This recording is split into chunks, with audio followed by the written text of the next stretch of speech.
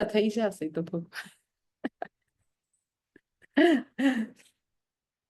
ઓમ સહનાવવતુ સહનૌ ભુનક્તુ સહ વીર્યં કરવાવહે તેજસ્વિનાવધીતમસ્તુ મા વિદ્વિષાવહે. ઓમ શાંતિ શાંતિ શાંતિ. શ્રુતિસ્મૃતિપુરાણાનામ આલયં કરુણાલયં નમામિ ભગવત્પાદં શંકરં લોકશંકરં.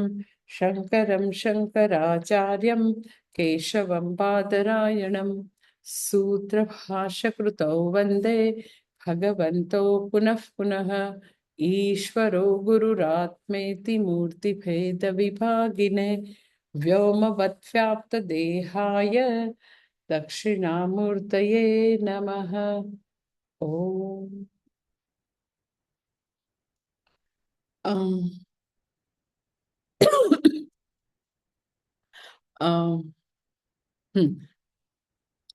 અધ્યાય 7 શ્લોક નંબર 8. રસોહમપ્સુ કૌંતેય પ્રભાસ્મિ શશિ સૂર્યયોઃ પ્રણવઃ સર્વવેદેષુ શબ્દઃ ખે પૌરુષમ નૃષુ. ભગવાન છે એનું ક્યાં ક્યાં દર્શન કરવું, એટલે પોતાની બધી વિભૂતિનું વર્ણન કરે છે, જે પછીથી દસમા અધ્યાયમાં બી કરશે. બાકીની વિભૂતિ અહીંયા અમુક વિભૂતિનું વર્ણન કરે છે કે જેથી કરીને ક્યાં ક્યાં આપણે ભગવાનનું દર્શન કરી શકાય. એટલે સંગતિ ભાષ્યમાં બે વખતે જોયું હતું, કેન કેન ધર્મેણ વિશિષ્ટે ત્વયી સર્વમ ઇદમ પ્રોક્તમ ઇતિ ઉચ્યતે. કે ભગવાન તમે આખા જગતમાં કેવી રીતે પરોવાયેલા છો, તો હવે એનો જવાબ ભગવાન આપે છે કે જગતમાં જે સૌથી પહેલા પંચમહાભૂત, તો પંચમહાભૂતનું પંચમહાભૂતપણું, જેને કારણે એ વસ્તુમાં એ તત્વ, એનું તત્વતઃ જે એનું અસ્તિત્વ જેને કારણે છે, તો ભગવાન કહે છે એ હું છું. એટલે કહે છે કે સૌથી પહેલા તો આપણે જોયું તો અપ્સુ અહમ રસઃ, કે જલમાં જે એનો રસ છે, રસ સ્વરૂપ જે જલનો રસ કે જલનો સાર જે છે, એસેન્સ, તો ભગવાન કહે છે એ હું છું. પછી કહે છે શશી સૂર્ય યોગો પ્રભા, તો સૂર્ય અને ચંદ્ર, સૂર્યનું ડાયરેક્ટ તેજ અને ચંદ્રનું રિફ્લેક્ટેડ તેજ જે છે, તો ભગવાન કહે છે એ હું છું. અને ત્રીજું આપણે જોવાનું હતું આજે, સર્વવેદેષુ પ્રણવઃ, ચારે ચાર વેદની અંદર ઓમકાર હું છું. સર્વ વેદેષુ એટલે બધા વેદમાં ઓમકાર હું છું. તો બધા વેદમાં હું ઓમકાર છું એટલે શું? તો કે બધા વેદ છે એ શબ્દાત્મક છે, શબ્દમાં, મંત્ર, મંત્ર એટલે શબ્દ, અને બધા શબ્દ જે છે એ અને મની વચ્ચે આવેલા છે. એટલે આપણે મોઢું ખોલીએ, મોઢું બંધ હોય ને ખોલો, તો સૌથી પહેલો જે અવાજ પછી બંધ કરીને બોલો તો એટલે મોઢું ખોલો ને બંધ કરો તો અને મ વચ્ચે બધા જ વર્ણ આવેલા છે, અને બધા જ વર્ણ રૂપે, શબ્દો રૂપે વેદ છે. એટલે ઉ છે એ અનો જ વિકાર છે. એટલે ઓમકાર જે છે એ 3 વર્ણનો બનેલો છે, અ, ઉ ને મ, એટલે ઓમકાર બને. અને મ વચ્ચે બધા શબ્દ આવેલા છે, અને વેદ શું છે તો કે શબ્દાત્મક છે. એટલે બધા જ વેદ જે છે એ તો કે ઓમકારની જ અભિવ્યક્તિ છે. એટલે સર્વ વેદેષુ પ્રણવઃ, એટલે તો કે એ વેદના બધા શબ્દો રૂપે હું છું, ઓમકાર રૂપે, કારણ કે અને મ વચ્ચે બધું આવેલું છે. એક વસ્તુ. સેકન્ડ થિંગ, તો કે ઓમકાર જે છે એ પરમેશ્વરનું નામ છે, ભગવાનનું નામ. કયા ભગવાનનું નામ? તો કે બધા ભગવાન. તમે કોઈ પણ ભગવાનનો તમે વિચાર કરો કે રામ ભગવાન છે, કૃષ્ણ ભગવાન છે, હનુમાનજી છે, માતાજી છે, એ બધા જ ભગવાનને તમારે સપોઝ એક જ નામથી હવે બોલાવવા હોય તો ધેટ ઇઝ ઓમકાર. એટલે બધા જ પરમેશ્વરના બધા જ નામ એ ઓમકાર છે. એટલે ઓમ જે છે એ અવતી એટલે કે રક્ષણ કરવાના અર્થમાં છે ઓમ. એટલે એ સસ્ટેન કરતા છે, સ્થિતિ કરતા છે ઓમકાર. ચારે વેદમાં ઓમકાર આવી રીતે શબ્દ રૂપે પોરવાયેલો છે. પછી વેદના લગભગ બધા જ મંત્રનો પ્રારંભ ઓમથી થાય. બધા જ મંત્ર, ઓમ નમઃ શિવાય, ઓમ નમો ભગવતે વાસુદેવાય, બધા જ મંત્રનો પ્રારંભ ઓમથી. તમે જે મંત્ર કહ્યું એ બધા ઓમથી. પછી તો કે બધા વૈદિક પૂજા, વૈદિક યજ્ઞ હોય તો એમાંય પંડિતો જે છે એકબીજાને ઓમ કહીને સંમતિ આપે. એટલે મંત્રોમાં બી ઓમ, નામાવલી હોય તો ઓમ નમઃ શિવાય, ઓમ શિવાય નમઃ, ઓમ મહેશ્વરાય નમઃ, ઓમ શંભવે નમઃ.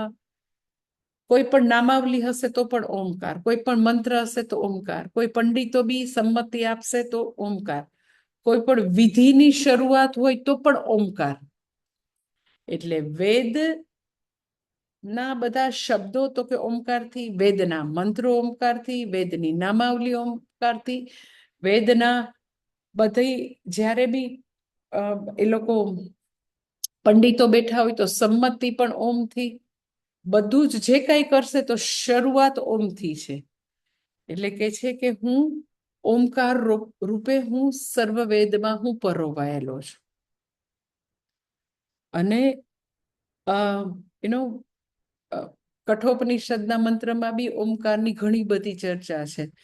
લાઈક કે સર્વે વેદા યદ પદમામનંતી તપાંસી સર્વાણી ચ યદ વદંતી યદિચ્છન્તો બ્રહ્મચર્યમ ચરંતી તત્તે પદમ સંગ્રહેણ બ્રવીમી.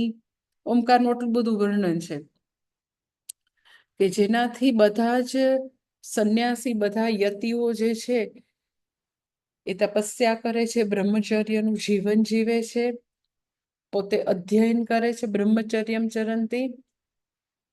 બધા જ તપસ્યા તો કે એ ઓમકાર અથવા તો પરમેશ્વરની પ્રાપ્તિ માટે બધી તપસ્યા છે. એ પદને હું તને હવે સંગ્રહેણ એટલે એકદમ ટૂંકમાં કહીશ, અને પદ છે ઓમકાર. એટલે યમરાજા કઠોપનિષદમાં પણ બહુ બધી ઓમકારની વાત કરે છે કે સર્વનો સાર એતદાલંબનમ શ્રેષ્ઠમ, એતદાલંબનમ પરમ, એતદાલંબનમ જ્ઞાત્વા બ્રહ્મલોકે મહીયતે. બહુ બધું ઓમકારની ચર્ચા કરે છે કઠોપનિષદમાં કે સૌથી શ્રેષ્ઠ આલંબન આ છે. એને પ્રાપ્ત કરીને તો કે વ્યક્તિ બ્રહ્મલોકને પ્રાપ્ત કરે છે. એટલે બધા વેદના સારરૂપ ઓમકાર છે, પરમાત્માનું નામ છે. અને એ એટલે કે બધા જ વેદમાં ભગવાન કે હું પરોવાયેલું છું. કયા રૂપે પરોવાયેલું છું? તો કે પ્રણવ રૂપે. પછી તો કે આકાશમાં તમે કેવી રીતે પરોવાયેલો છો? સ્પેસમાં. તો કે શબ્દ રૂપે. હે શબ્દ. શા માટે? તો કે આકાશમાં તો કે શબ્દ અથવા ધ્વનિ રૂપે. શા માટે? તો કે વ્યક્તિ જે બોલે તો એનો અવાજ છે એક જગ્યાએથી બીજી જગ્યાએ ટ્રાવેલ ક્યાં કરે છે? તો કે સ્પેસમાં. એટલે સ્પેસનો, આકાશનો ગુણ જ શબ્દ છે. એટલે કે છે હું શબ્દમાં, શબ્દ અથવા ધ્વનિ રૂપે છું. ખે એટલે આકાશમાં, આકાશમાં હું ધ્વનિ રૂપે છું. પછી આગળ કે છે નૃષુ પૌરુષમ. નૃષુ એટલે મનુષ્યમાં, મનુષ્યમાં હું શક્તિ રૂપે છું. મનુષ્ય એટલે ખાલી એમ કે પુરુષ નહીં, મનુષ્ય એટલે સ્ત્રી અને પુરુષ. તો સ્ત્રીની શક્તિ એક જુદી છે, પુરુષની શક્તિ જુદી છે. તો બંનેમાં જે શક્તિ જે છે એ રૂપે હું છું. ઓર યુ કે સે એવું કહી શકાય એક તો આ અર્થ છે. બીજો અર્થ એવો છે કે સ્ત્રીનું સ્ત્રીપણું જેને કારણે છે, પુરુષનું પુરુષપણું જેને કારણે છે. તો બંનેનું જે પોતપોતાના એક વિશેષ ગુણ છે, જેનાથી સ્ત્રીત્વ છે, જેનાથી પુરુષત્વ છે. સ્ત્રીમાં જે કોમળતા છે, સંવેદનશીલતા છે, નાની નાની વસ્તુ સમજવાની સૂક્ષ્મતા છે. પુરુષમાં ભગવાને એવી બીજા પ્રકારની એક તાકાત આપેલી છે. તો એ પુરુષપણું છે, આ સ્ત્રીપણું છે, માતૃત્વ છે, એનામાં ખૂબ જ જેને કહેવાય ને વાત્સલ્ય છે. તો એ એવા પ્રકારના ક્રોમોઝોમ છે બેયમાં. એકમાં XS છે, એકમાં XY છે. તો સ્ત્રીમાં એટલે નૃષુ પૌરુષમ તો પુરુષપણું જે છે એ તો કે XY ક્રોમોઝોમથી છે. સ્ત્રીપણું છે એ XX થી છે. અરે, સ્ત્રીપણું XX ક્રોમોઝોમથી છે. તો એનું જે એક એવા પ્રકારનું જે ભગવાને બંધારણ આપ્યું છે, અને બંધારણને કારણે એવા વિશેષ એના ગુણધર્મો છે. તો ભગવાન કે છે એ XX કે XY ક્રોમોઝોમ રૂપે બી હું છું, જેનાથી સ્ત્રીત્વ અને પુરુષત્વ છે. અને પછી આગળ એ વસ્તુ હજી ભગવાન ચાલુ રાખે છે. 9મો મંત્ર. પુણ્યો ગંધ પૃથિવ્યામ ચ તેજસામ ચાસ્મિ વિભાવસો જીવનમ સર્વભૂતેષુ તપશ્ચાસ્મિ તપસ્વિષુ. કે છે પૃથિવ્યામ પુણ્ય ગંધ અસ્મિ.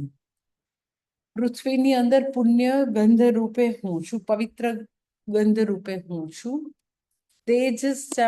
તેજસ્મી વિભાવસો.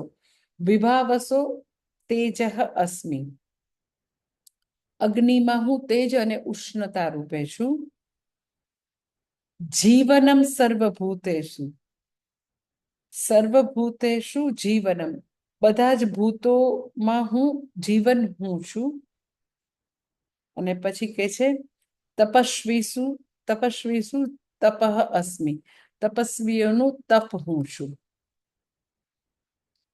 એટલે સૌથી પહેલું કે છે પૃથિવ્યામ પુણ્ય ગંધ અસ્મિ. પૃથ્વીની એક પોતાની એવી પવિત્ર સુગંધ હોય. એટલે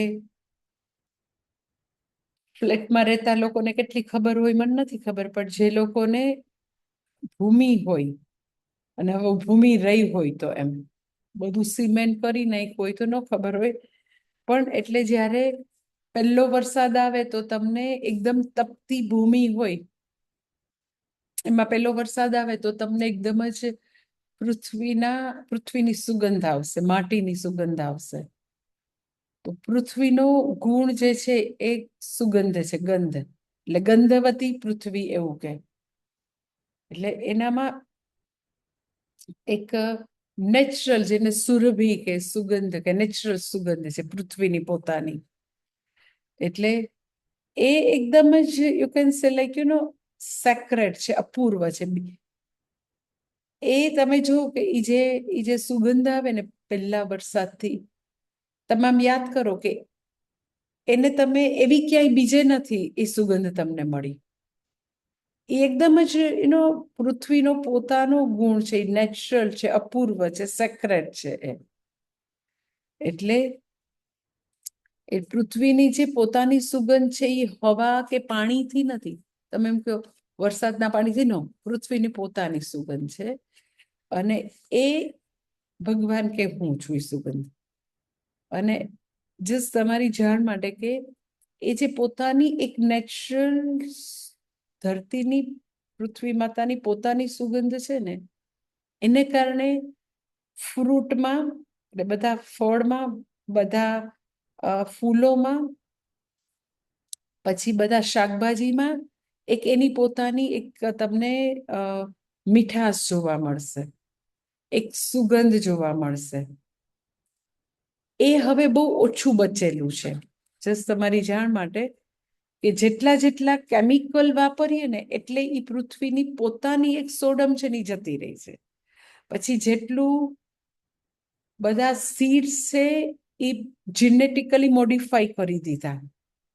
પછી પૃથ્વી ઉપર 1000 જાતના પેસ્ટિસાઇડ્સ અને કેમિકલ વાળા રસાયણ, એટલે એ બધું ભળવાથી પછી આવા genetically GM food, GM seeds ના ઉપયોગ કરવાથી પૃથ્વીની પોતાની જે નેચરલ સુરભી છે, જે સુગંધી જતી રહી છે. એટલે જો કદાચ કોઈ એવું નોટિસ કર્યું હોય તો તમને ખબર પડશે કે મેં તો એ જોયું છે કે આપણા આશ્રમમાં અહીંયા વડોદરામાં, ઇવન રાજકોટમાં, હું ક્યારેય કેમિકલ વાળા રસાયણ કોઈ વાપરતી જ નથી. ઇવન ફર્ટિલાઇઝર એ કેમિકલ વાળા નહીં. બહુ જ આમ રેર કેસમાં પેસ્ટિસાઇડ, બહુ જ રેર કેસમાં, એમ લેસ ધેન 1% ના છૂટકે કોઈક વાર વાપર્યા હોય તો, બાકી હું વાપરતી જ નથી. પેસ્ટિસાઇડ અમે નીમ બેઝ વાપરીએ, લીમડાના અથવા ગોમૂત્ર અથવા રાખ, યજ્ઞની રાખ. તો આપણે ત્યાં જે શાકભાજી થતા હોય છે અહીંયા બરોડા આશ્રમમાં, બનાના થતા હોય કે રાજકોટમાં જે બધા ફ્રૂટ થતા હોય, મેંગો ને બધું, અને બજારમાંથી તમે ખરીદતા હો કે ખાસ કરીને મેં અમેરિકામાં ખાધા છે શાકભાજી ને જે કાંઈ છે એનું ફ્રૂટ ને બધા ફૂલ, તો તમને એ બધા ટેસ્ટ વગરના લાગે. મોટા મોટા દેખાય બધા અને બહુ જ મીઠા મીઠા દેખાય, પણ વેજીટેબલ્સની પોતાની એક નેચરલ મીઠાશ હોય છે ને, એ મને કોઈ દિવસ અમેરિકામાં જોવા નથી મળી. ઇવન તમને બજારમાં એવી મીઠાશ નહીં જોવા મળે. જે માટીને તમે એકદમ જ એવી ઇન્ટેક્ટ રાખી હોય, એની નેચરલ ફોર્મમાં રાખી હોય, તો તમને માટીની બધી સુગંધ જે છે એ બધા જ એની પ્રોડક્ટમાં જોવા મળે, જે ભૂમિમાંથી આવતું એ બધી પ્રોડક્ટ. પણ આપણે બધાએ કેમિકલ વાપરીને એની અંદરના જે ઉપયોગી જે સૂક્ષ્મ જીવો છે, જે બેક્ટેરિયા છે, એને મારી નાખ્યા છે. અને એ બધું વાપરવાથી અંદર અમુક પ્રમાણ, અરાઉન્ડ 2% કાર્બન રહેવો જોઈએ, તો ભૂમિનું ભૂમિપણું જળવાઈ રહે, એની નેચરલ સુરભી જળવાઈ રહે. તો જે જમીન ઉપર કામ કરનારા એક નેરલથી એક ભાઈ છે, ચંદ્રશેખર કરીને, કહેતા હોય છે કે લગભગ આખા ભારતમાં લેસ ધેન 1% એ બધું પોષક તત્વ કે જે કાર્બન કે એનું પ્રમાણ એટલું ઘટી ગયું છે. એટલે એટલી હદે આપણે પૃથ્વીને પ્રદૂષિત કરી દીધી છે. એટલે આપણને જે મળવું જોઈએ મીઠાશ, જે પોષક તત્વો, એ બધા ફ્રૂટમાં કે ફૂલમાં કે બધે મળવા જોઈએ, એ મળતા નથી હોતા. ફૂલોની બી એવી સુગંધ નથી મળતી હોતી, કારણ કે પૃથ્વી તત્વને એટલી હદે ડેમેજ કરેલું છે. પણ નેચરલ કુદરતી રીતે પૃથ્વી તત્વ તો કે એની પોતાની એકદમ આવી પુણ્ય ગંધ છે. ભગવાન અહીંયા શબ્દ પુણ્ય ગંધ વાપરે છે, એટલે એવી સેક્રેટ એની પોતાની ફ્રેગ્રન્સ છે. એટલે એને આપણે ઇન્ટેક રાખવાની કોશિશ કરવી જોઈએ. એટલે હવે નેચરલ ફાર્મિંગનું એટલું બધું મહત્વ છે કે લોકો એમ કે અમે બિલકુલ કાંઈ એડ જ નથી કરતા. એનીવે ભગવાન કે છે હું તો કે પૃથ્વ્યામ પુણ્ય ગંધ અસ્મિ. પછી આગળ કે છે વિભાવસો તેજ અસ્મિ. બધી પંચમહાભૂતની પેલા વાત કરી દે છે. વિભાવસો એટલે અગ્નિમાં હું બે વસ્તુ મારી છે, તેજ રૂપે પણ હું છું, ઉષ્ણતા રૂપે પણ હું છું. અગ્નિ જે છે એ પહેલાના જમાનામાં તમને ખબર હશે, મસાલ પ્રગટાવે, મશાલ અગ્નિ. તો એ મશાલ જે છે એ શેના માટે? તો કે પ્રકાશ માટે. એટલે અગ્નિનું કામ અંધકાર દૂર કરવાનું, પ્રકાશ આપવાનું બી છે. અને અગ્નિ જે છે એ સાથે સાથે તો કે ઉષ્ણતા પણ આપે, પ્રકાશ પણ આપે, ઉષ્ણતા પણ આપે. એટલે કે છે કે હું અગ્નિનું તેજ પણ હું છું, અગ્નિની ઉષ્ણતા રૂપે પણ હું છું. પછી આગળ કે છે સર્વભૂતેષુ જીવનમ.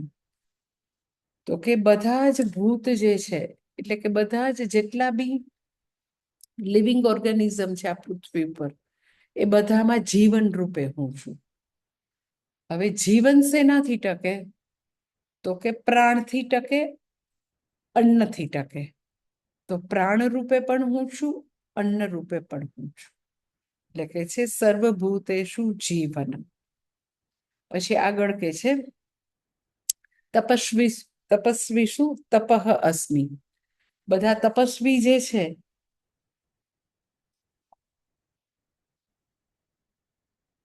એનું તપ હું છું. તપ કેવા કેવા હોય તો કે તમે 17મા અધ્યાયના સંદર્ભમાં કયો તો એ બધા તપની વાત આવે છે. કે લાઈક સત્ય બોલવું એ પણ તપ છે. પછી તો કે વ્યક્તિ અહિંસાનું પાલન કરે એ બી તપ છે. મૌન રાખે એ બી તપ છે. સેવા કરે એ બી તપ છે. અંતઃકરણ શુદ્ધિનો પ્રયત્ન કરે એ બી તપ છે. પછી તો કે બહુ બધા જપના નિયમ લે. ઘણા બધા એમ કે પુરસ્સરણ કરીશ, પછી તો કે આટલા લાખ જપ કરીશ, આટલું નામ સ્મરણ કરીશ, એ બી તપ છે. ઘણા લોકો ઉપવાસ કરે તો એ બી તપ છે. એટલે એવા જુદા જુદા આ બધા તપ છે. શેને માટે તપ છે તો એ તમને ખબર છે કે પહેલી વસ્તુ તો તપ જે છે એ પોતાની ઇન્દ્રિયો પર સંયમન લાવવા માટે, મનોનિગ્રહ માટે, એટ ધ સેમ ટાઈમ વ્યક્તિ જે છે એ તો કે દ્વંદ્વોથી પર ઉઠવા માટે. જેટલી તમે તપશ્ચર્યા કરો ને એટલે બધા જે દ્વંદ્વ છે, જે એક્સ્ટ્રીમ્સ વસ્તુ છે કે વ્યક્તિ માન અપમાન, શીત ઉષ્ણ, પછી સુખ દુઃખ, એ બધા જે જીવનમાં દ્વંદ્વ આવતા હોય, લાભ હાનિ, તો એ બધાથી ઘણા બધા ઓબ્જેક્ટિવિટી આવી શકે. તપથી દ્વંદ્વોથી પર થવાય. તપથી વ્યક્તિનો વિલ પાવર ખૂબ જ એકદમ મજબૂત થાય, સંકલ્પ શક્તિ મજબૂત થાય, પોતાની ઉપર ઘણું બધું સંયમન આવે, પોતે પોતાની ઇન્દ્રિયોને જીતી શકે. ઘણી બધા તપના આવા ઘણા બધા બેનિફિટ છે. અંતઃકરણ શુદ્ધ તો થાય જ. કારણ કે જે પણ આપણે કર્મ કરીએ એના કેન્દ્રમાં ભગવાન છે તો અંતઃકરણ શુદ્ધિ તો થશે જ.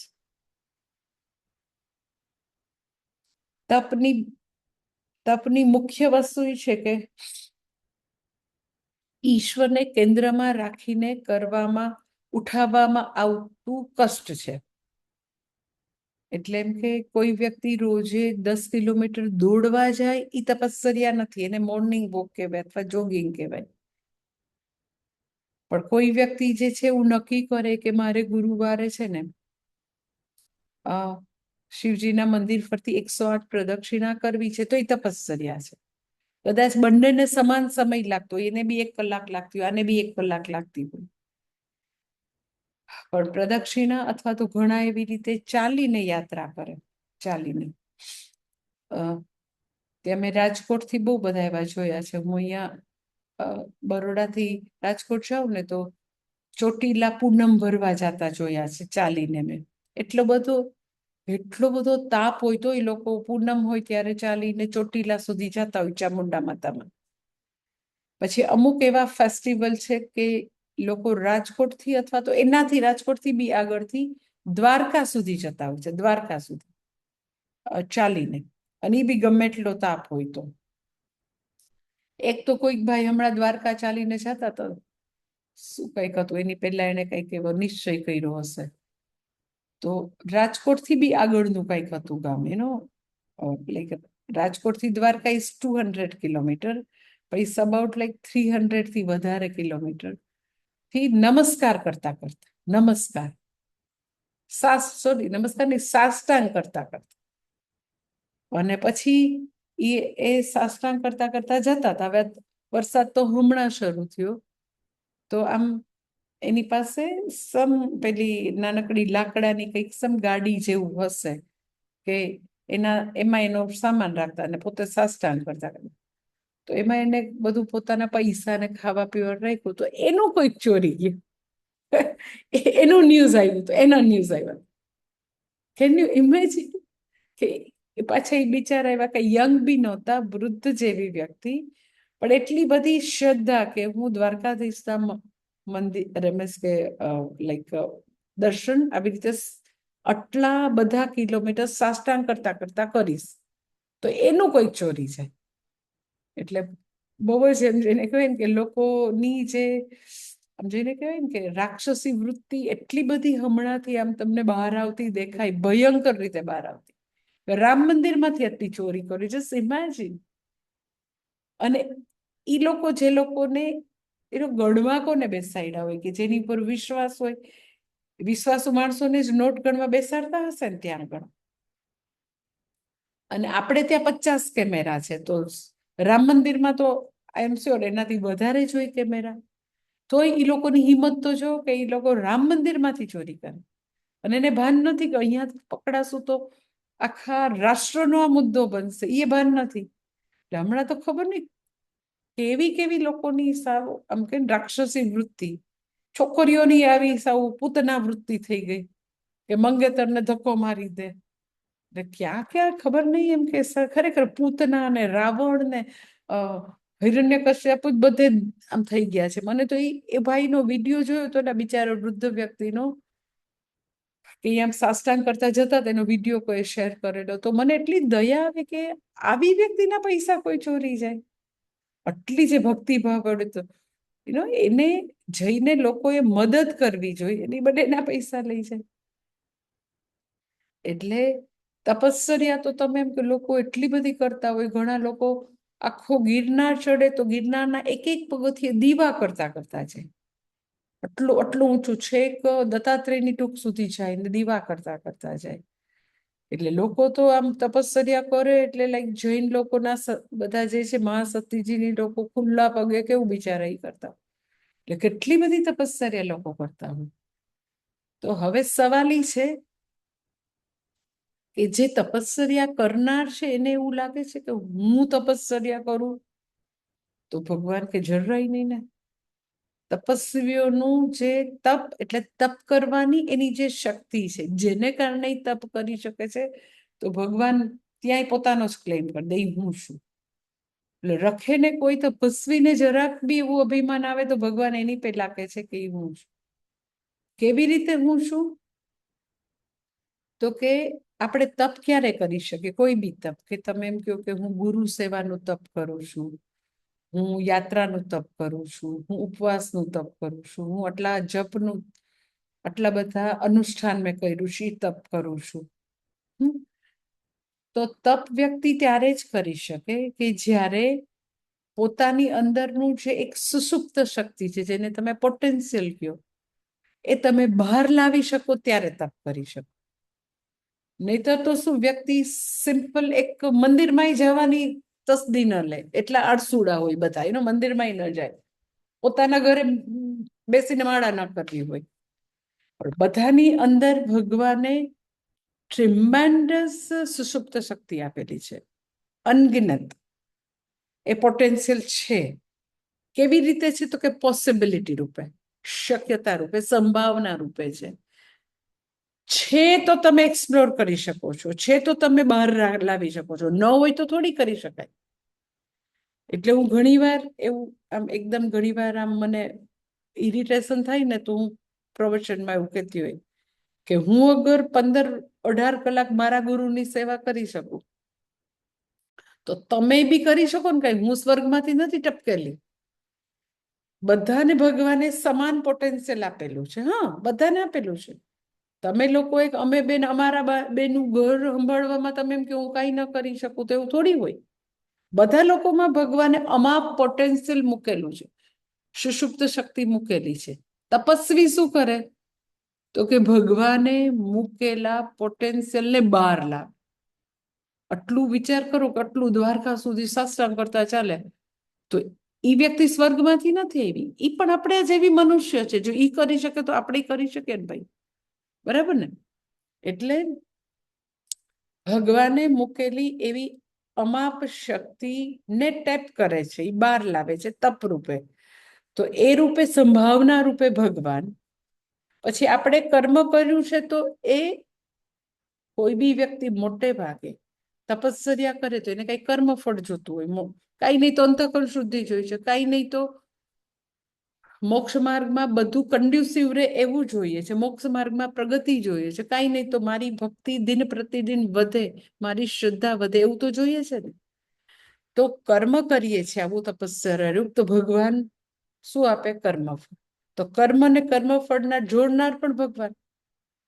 એટલે તપસ્વીઓનું તપ છું એટલે તપ કરવાની શક્તિ ભગવાને, એ સંભાવના ભગવાન, કર્મફળ ભગવાન, કર્મફળને જોડનાર પણ ભગવાન. એટલે તપસ્વી ક્યાંય રખે ને એવું ક્લેમ ન કરે કે ભાઈ હું કરું છું, મેં તપ કર્યું, મેં આટલી બધી ગુરુ સેવાનું તપ કર્યું, મેં આટલા વર્ષ આ કર્યું. ને ભગવાન કે બધી જ સંભાવના રૂપે હું હતો એટલે કરી શક્યો છું. એટલે કે છે તપસ્વીઓ જે છે એનું તપ પણ હું છું.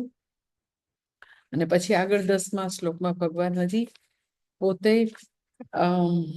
પાછું પોતાની વિભૂતિ વર્ણન ચાલુ રાખે છે.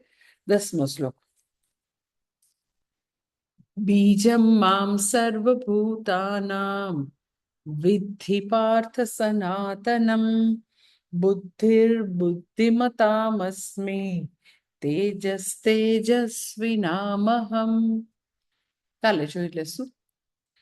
ઓમ પૂર્ણમદ પૂર્ણમિદમ પૂર્ણાત પૂર્ણમુદચ્યતે પૂર્ણસ્ય પૂર્ણમાદાય પૂર્ણમેવાવશિષ્યતે.